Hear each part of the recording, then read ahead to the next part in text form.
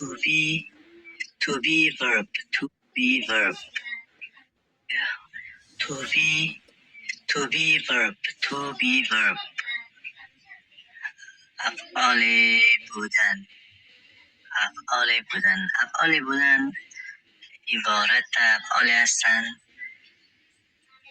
که حالت و یا موقعیت شخص و یا شی را نشان می‌دهند. افعال بودن افعال هستند که حالت یا موقعیت شخص و شی را در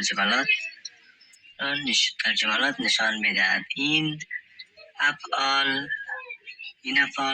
عبارتند از افعال تو بی verb عبارتند از am,